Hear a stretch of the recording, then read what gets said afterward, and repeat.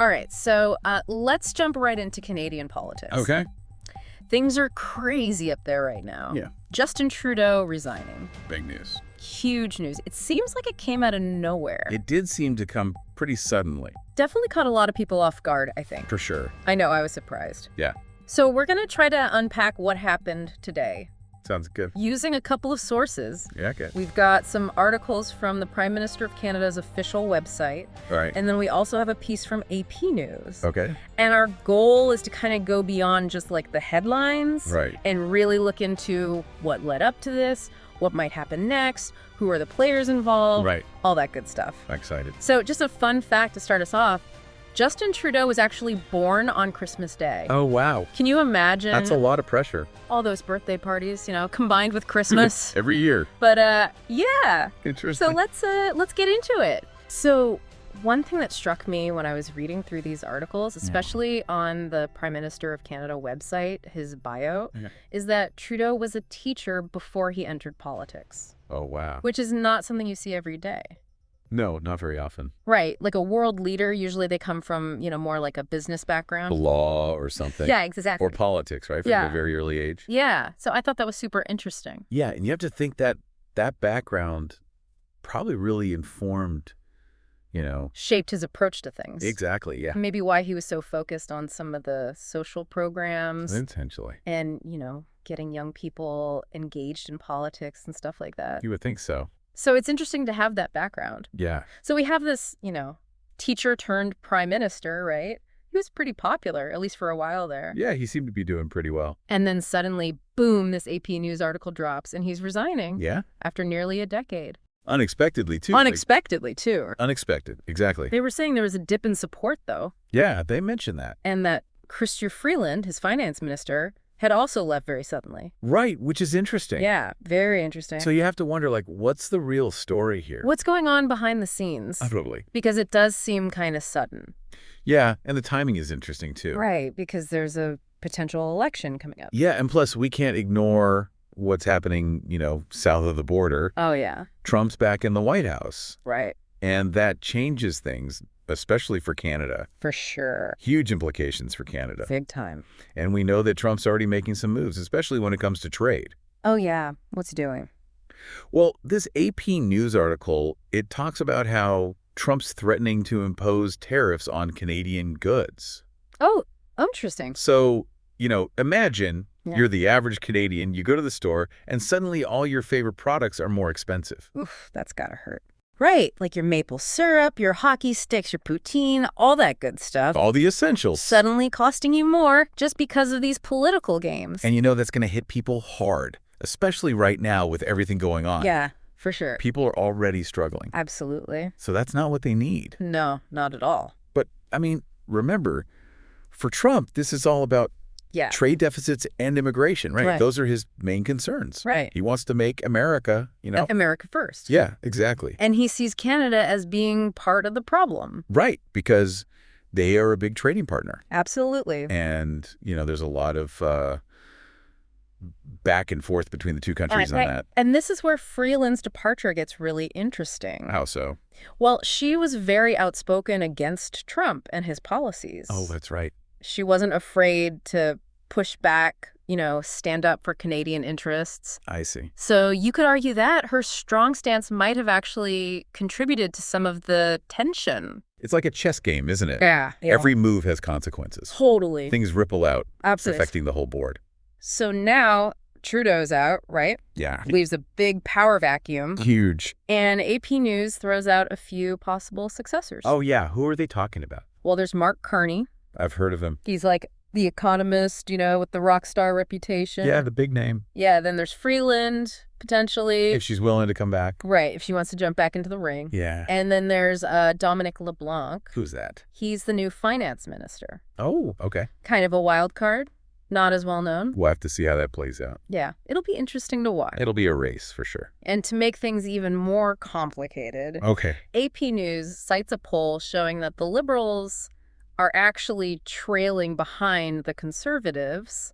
Oh, and they also bring up this thing called a no-confidence vote. A no-confidence vote. which I'm sure some of our listeners might not be super familiar with. Yeah, I mean, not everyone's a Canadian politics expert. Exactly. What does that even mean? So basically, it's like a test of confidence in the current government. Okay. And if enough members of parliament vote against them, then the government collapses and it triggers a new election. Oh, wow. So that could happen? It could, yeah. So a spring election could be on the horizon? Potentially, yeah.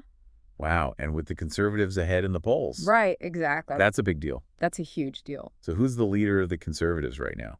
Well, that would be Pierre Poilievre. Pierre Poilievre. Okay. He's been gaining a lot of traction. What's his platform like? He's got kind of a populist platform, Okay. focusing a lot on the cost of living crisis, Yeah, makes sense. which, is a big concern for a lot of Canadians right now. For sure. So his message is resonating with a lot of voters. Yeah, I can see why. So it'll be really interesting to see how this all plays out. Yeah, things are definitely heating up in Canadian politics. Definitely a lot to keep an eye on. For sure. It's going to be an interesting year. Absolutely. Yeah. I'm ready for it. Me too. Let's do it. So much happening, right? Yeah, it's crazy how, one event can just... set off this whole chain reaction. Exactly. Everything is connected. It really shows how...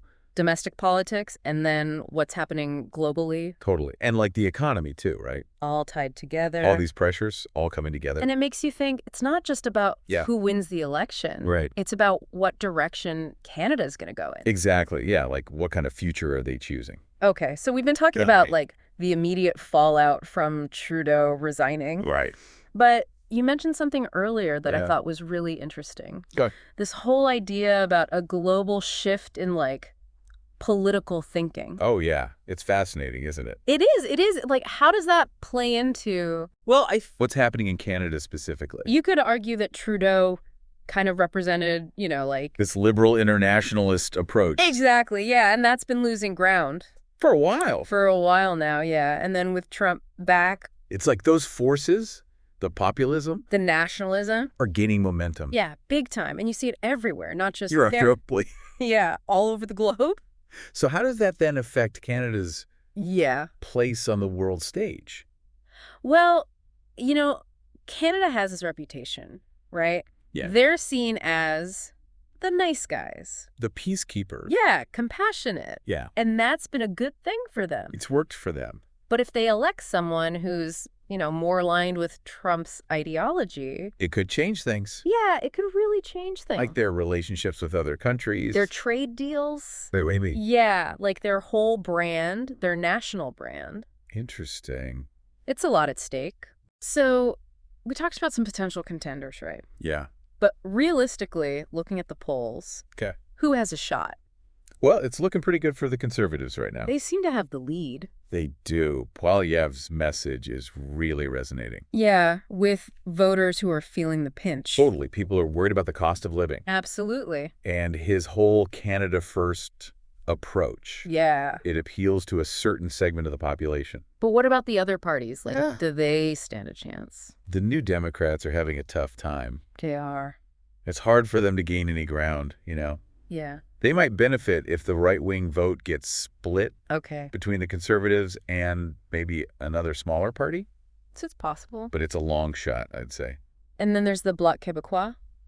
Yes. The wild card. Always keeping things interesting. Yeah. What are they up to these days? Well, they're really focused on the interests of Quebec. Right. They're a regional party. Yeah. So they could end up holding a lot of power. In a close election. Yeah. But ultimately, they want more autonomy for Quebec. Not necessarily to form the government. Exactly. Their priorities are different. So a lot of moving parts. A lot to keep track of. But it seems like the Conservatives have the advantage right now. For sure. So as we get closer to this potential election, what should we be paying attention to? What could really shake things up? Well, I think the Liberals, how they choose their new leader. Yeah. That's huge. Do they go with someone who represents continuity? Or someone totally new. Exactly. A fresh perspective. That could make all the difference. So they need to choose wisely. They do. Very carefully. What about the Conservatives? How do they maintain their lead? I think it's about strategy, Do they play it safe? Stick to the message that's working? Or try to appeal to more people? Exactly. Broaden their base. Tough choices. It's a balancing act. And of course, we can't forget about... the Trump factor. Right. He's already making waves. Talking tariffs. Yeah. How will that affect things? Could his actions actually influence Potentially, yeah. The election. If Trump keeps putting pressure on Canada. With these trade threats. It could actually help the Conservatives. Really? Yeah. Poilievre could say, look, I'm the strong leader Canada needs. To stand up to Trump. Exactly. I'll protect our interests. But wouldn't that risk, like, alienating some voters? Oh, for sure. Who are worried about a trade war? It's risky. It's a gamble. Yeah. He has to figure out how to appeal to both sides. The ones who want to fight back against Trump, but also the ones who are worried about the economy. Exactly. It's a tough line to walk. It sounds like Trudeau was facing a lot of pressure. Oh, yeah. From all sides. So I can see why he might have stepped down. I mean, it's got to be a hard job. Yeah. Especially now. Being Prime Minister. With all the uncertainty. Yeah. It's a lot to handle. So let's recap for a sec. For our listeners who maybe just tuned in, what's the takeaway from all of this? Well, I think the main thing is Canada's at a crossroads right now. They are. The decisions they make in the next few months will shape their future, not just domestically, but globally, too. Yeah, it's a good reminder that politics isn't just some abstract thing, you know? Right, it affects real people. Real people's lives. Exactly. Yeah, and I think it's important for everyone, not just Canadians, to pay attention to what's happening. Absolutely. It's a microcosm of what's happening globally. Yeah, totally agree. It's fascinating. This has given me a lot to think about. I don't know about you out there listening, but what are you finding most interesting in all of this? Okay, so we've covered a lot of ground.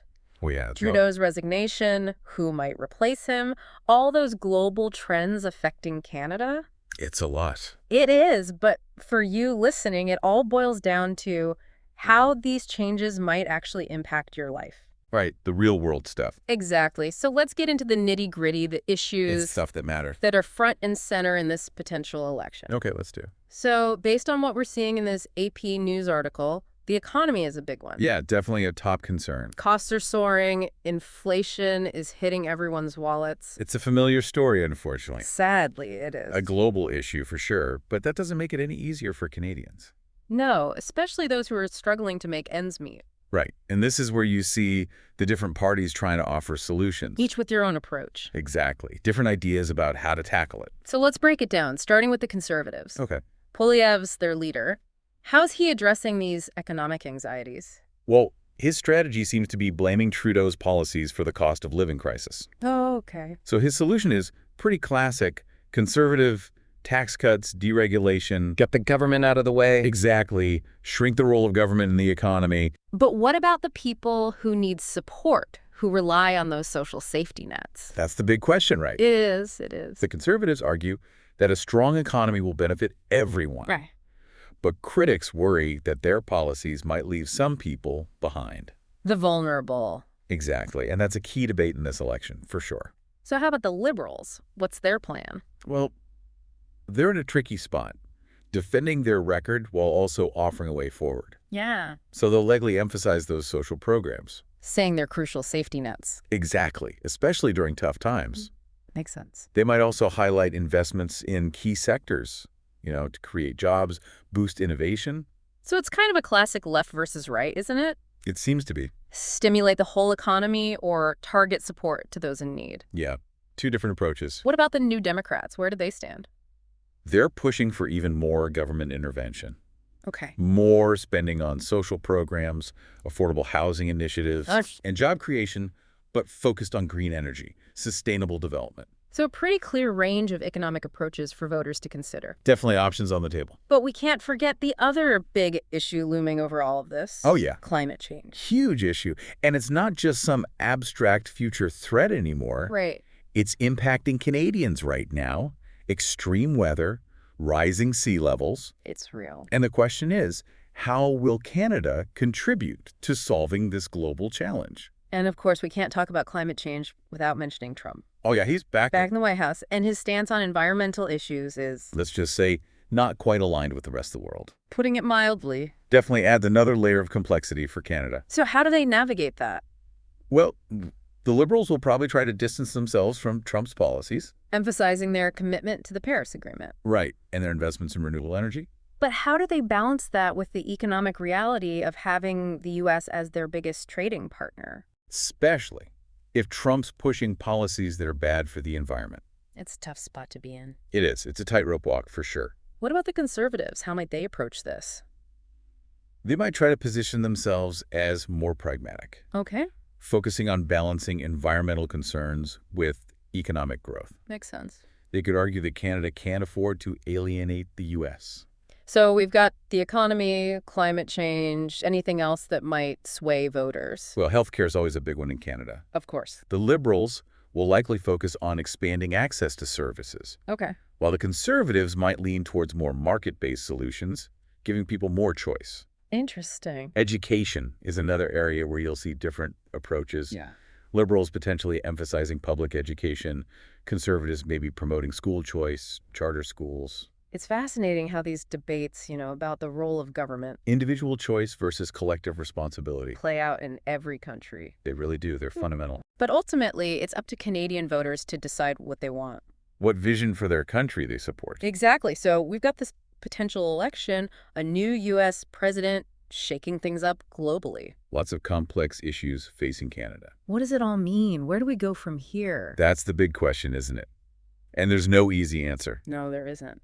But what we can do is stay informed, think critically, and talk about it. Have those conversations. Exactly. Engage in constructive dialogue. I couldn't agree more. It's easy to get overwhelmed by all the noise. It is. But it's important to remember that we all have a role to play, In shaping the future. whether it's in Canada, the U.S., or anywhere else in the world. Well said. Well said. And on that note, I think we've reached the end of our deep dive. It seems we have. But before we go, I want to leave you with one final thought. Okay.